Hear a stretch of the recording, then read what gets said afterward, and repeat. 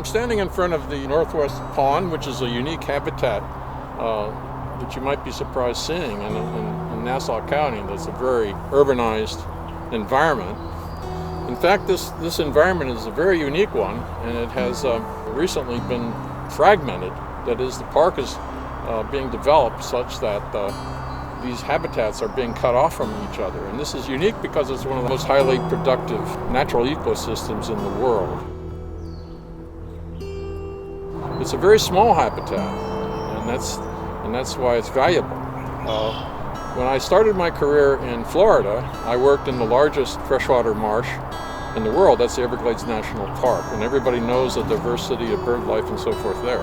New York Heritage Society has designated this as a coastal plain pond shore, which is a very valuable habitat, and it should really not be disturbed.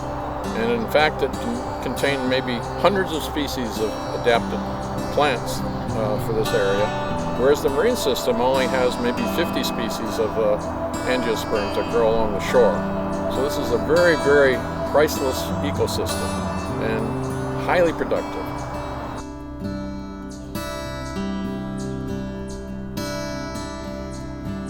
Rebuild by Design competition had an idea of how we could do things differently than we've done in the past because of Sandy.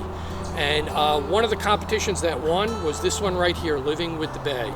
And the idea originally was one concept called slow streams, which was to make more room for the river. And here we are at the headwaters of the Mill River, and you could see this in this wetland complex. This has a lot of storage of water. And what the plans are, and having considered how this is going to impact those flows, how they're going to be adding sediment to this area, and it's going to make less room for the river. This project incorporates the entire length of the Mill River, and so this area up here in the north is important to hold back the waters. HEMPSTEAD Lake and the HEMPSTEAD Dam is very critical, especially if we get an extreme storm event, to hold back the waters so it doesn't impact the communities that are south of here, especially those that are in the tidal portion, where you can have the ocean surge in a storm coming up one way, and then the flows from here go down there. And the EIS doesn't address this, doesn't address the cumulative impacts of the entire river system.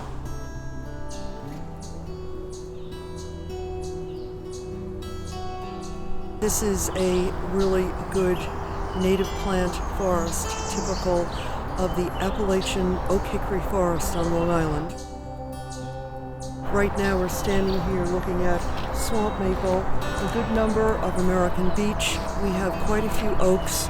Occasionally we have a non-native, for example, a Norway maple, very, very sparse here among the many natives.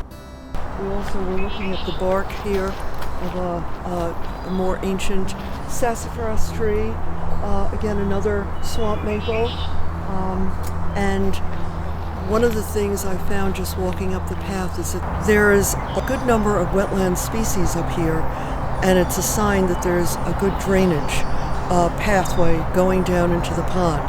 The concept of putting any concrete walkway that would interrupt that flow is just contrary. It appears there was no real analysis for what we need here.